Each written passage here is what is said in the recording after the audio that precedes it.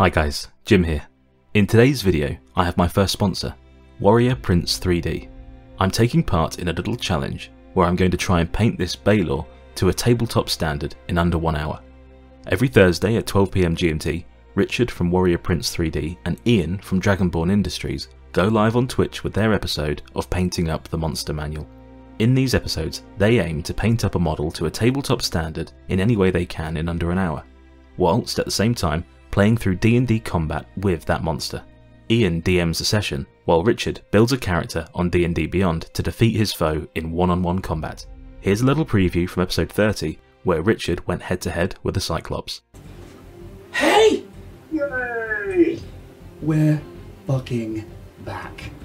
How tall is this thing? It's about 20 foot tall and it's probably about 30 foot away from you at the moment. Cool. I am going to run straight at it. Easy enough to close up the distance. You tell me what you're going to do. I want to climb up it and jump and cast a spell. So, let's get to the painting. I've started with a Xandri Dust primer. I've got 1 hour, and I'm going to start off by dry brushing Pro Acryl Ivory all over the model. Due to the time constraints, I'm not too bothered about making this look blended or smooth. The aim is that by putting in a little bit of underpainting, the model won't look too flat by the end.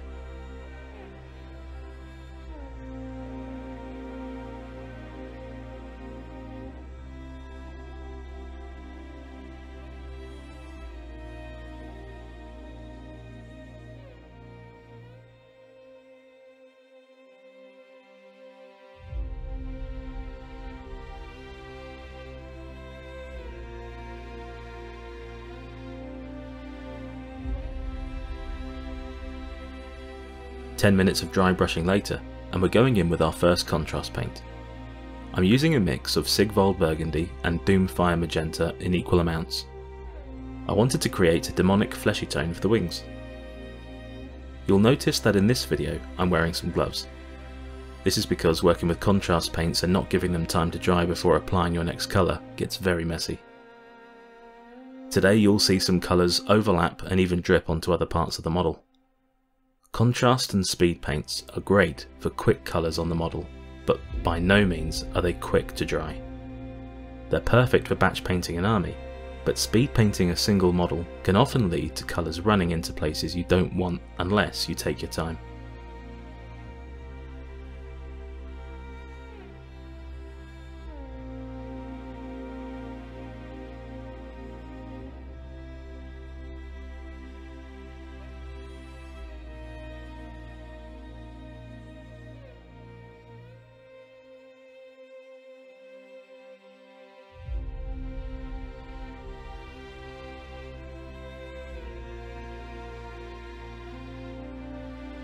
Moving on to our next paint, Blood Angel's Red Contrast. I apply this all over the skin on the model. This is where you'll see that a lot of my underpainting actually made next to no effect. So 10 minutes of underpainting, slightly wasted. Although, it did help in other areas of the model, such as the leather armour that I paint later. If I were to do this again, I'd probably start with a slightly darker primer, maybe even a purple or a blue, as this would have given a nice contrast in the recesses and helped apply shade to the red paint for this skin.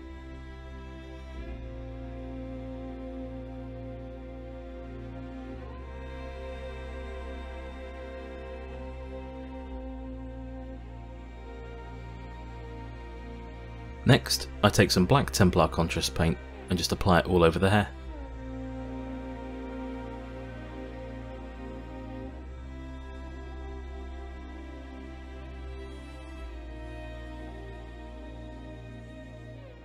I used the same paint to cover the base also. This created a molten rock look to the base and really helps the effect that this Balor is walking through the Nine Hells.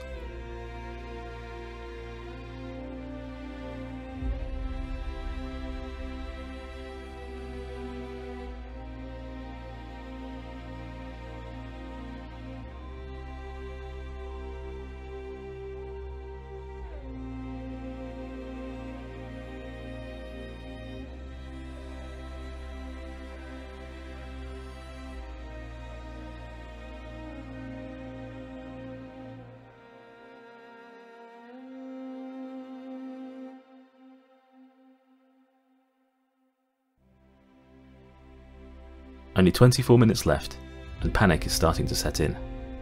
I realise how much more I have to paint. I cover all of the straps, belt, harness, gloves, and anything else that could be considered fur or leather. And I paint it in snakebite leather contrast paint. I'm not too careful with how I apply it. The aim is simply to get paint on anything considered non-metal armour.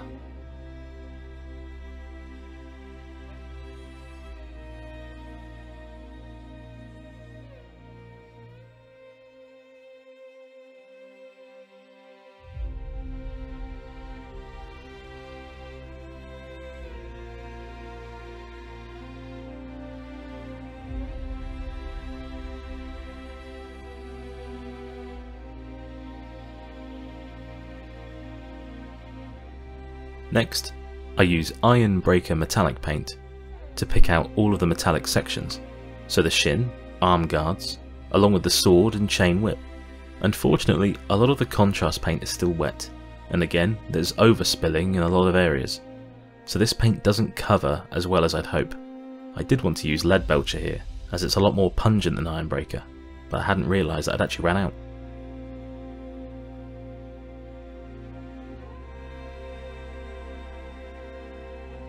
Then I apply some more Black Templar to the model, this time covering the horns and the sharp bones that come off the talons on the wings.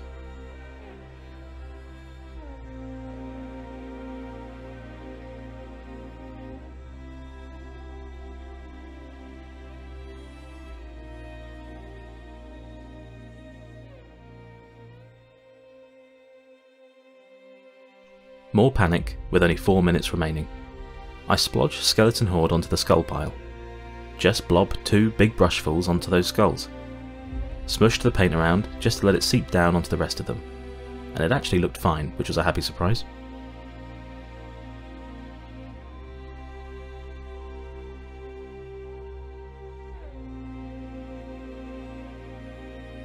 The final few minutes, and I had to think of the best way to get this model looking as finished as possible. I decided to pick out the eyes with Pro-Acryl Ivory, along with the fangs, the bone spikes, and the spikes on his shoulders as well.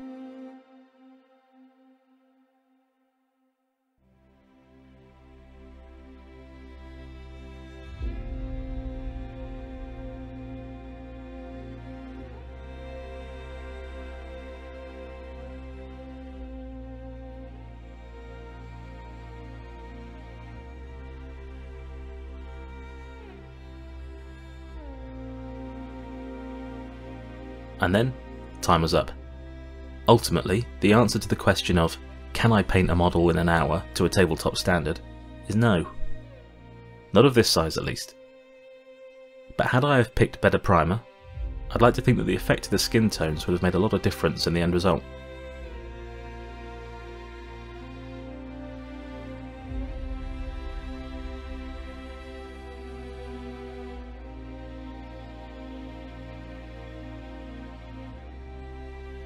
But the video isn't ending here. Let's take a minute to talk about the sponsor of this video. Warrior Prints 3D is your one-stop shop for all of your 3D printing needs, from small tabletop to large diorama pieces. If it can be 3D printed, Warrior Prints will print it. Warrior Prints has a large range of models available on his Etsy store, and for the past couple of months it's been where I've been getting my hands on all of my Artisan Guild miniatures, like the Deep Sea Durakin that you've seen in other videos. A lot of these sets are catered around the buyer, like this Golem Simulacra set, where you can get a small, medium or large range depending on your requirements and funds. A lot of these bundles also come at a significant discount opposed to buying the models one by one. Richard's reviews are all outstanding, and I can't praise his prints enough. I usually get my prints within 2 weeks of placing my order, which when you consider the time and effort that goes into printing, washing and curing, this is a great timescale. Warrior Prints 3D is the licensed seller for Artisan Guild, Flesh of Gods, Witch Song miniatures, Cast and Play and many more. A few of my favourite releases are shown here. Artisan Guild's brand new release, Raid at the Temple of Ifrit, has an incredible range of models to play a great one-shot campaign, and actually I might consider getting this set very soon myself. Hell Creator have some amazing video game statues. like Grunt from Mass Effect, Yennefer from The Witcher, and Gale from Baldur's Gate 3. Wicked 3D have just released the Apocalypse of the Horseman diorama. And Flesh of Gods have a very medieval gothic style with their newest release, Nightmarish Parade. It's got great variety of characters, monsters, it's especially good for the fans of the Dark Souls franchise. Links to Richard's Etsy store and socials will be below in the video description. Back to some painting. I couldn't just leave the model with its existing paint job, so I'm going to finish off a few parts to help tie the model into being tabletop ready. I start by applying Mephiston Red to all of the raised muscle areas on the demon.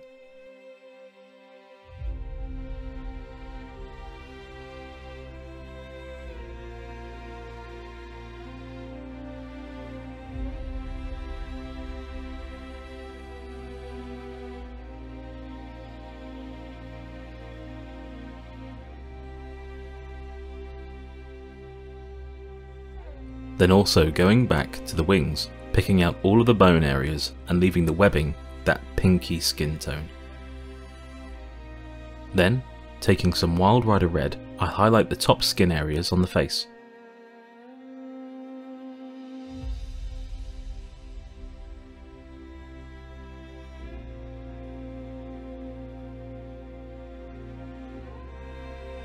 Next, I take some Scrag Brown and I paint up all of the leather straps to help break up some of those cloth colours.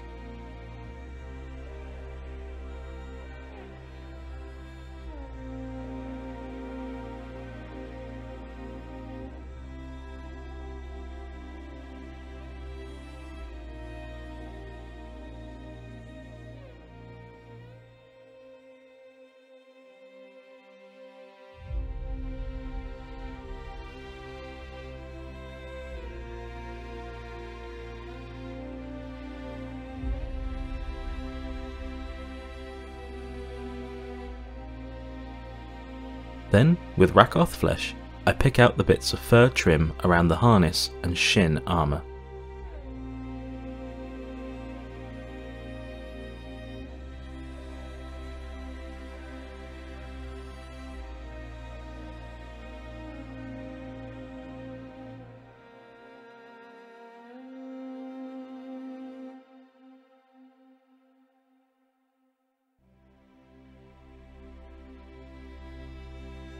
After the fur is finished, I paint the cloth around his waist with Incubi Darkness.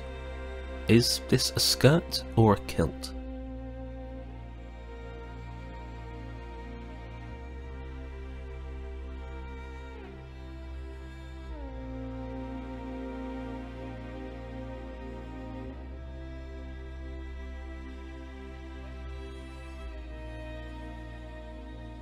Next, I repaint all of the bone with Proaquil Ivory, this being the claws, the bones on his shoulders, his horns, the teeth on his harness, along with the skulls, and lastly the bones on his wings.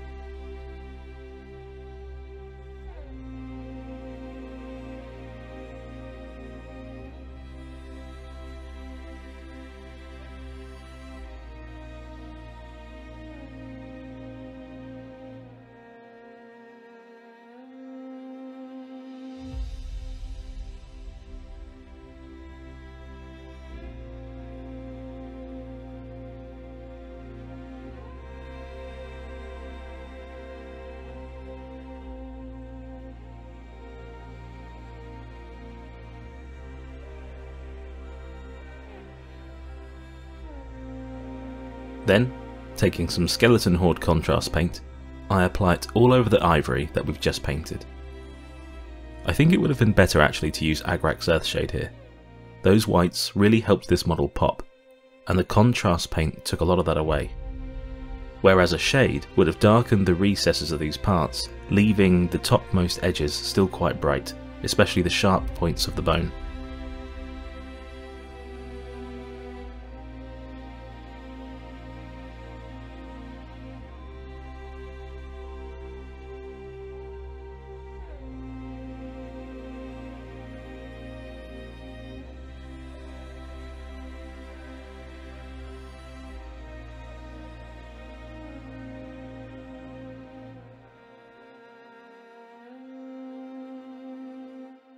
I use more iron breaker and just clean up the metal parts getting into those recesses that needed more care earlier, like the underside of his whip and some of the hidden edges of his plate armour. Once those are picked out, I then paint the chains on his harness and the ringlets all over the armour.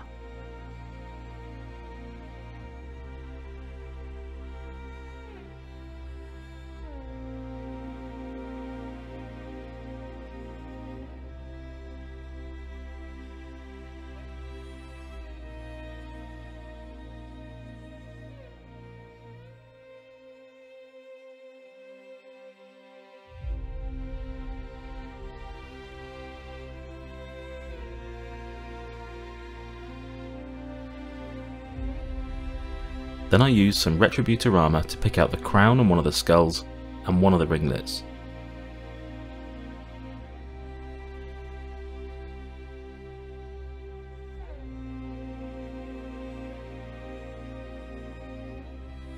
Lastly, all of the metallics get a smothering in Nuln oil.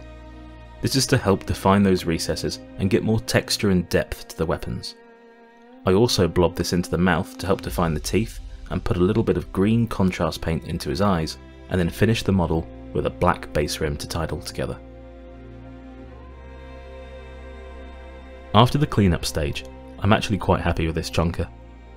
With some weapon effects added, I'd be very happy to leave him as he is.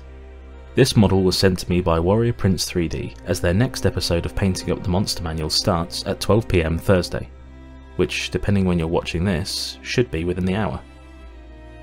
Please go and check out the stream. It's a lot of fun, and they'll also be painting the Balor. Let's see if Richard will be able to take this thing on one-on-one, or if the demon will get the better of him. Links to the Twitch channel will also be below. Thank you for watching. Bye bye.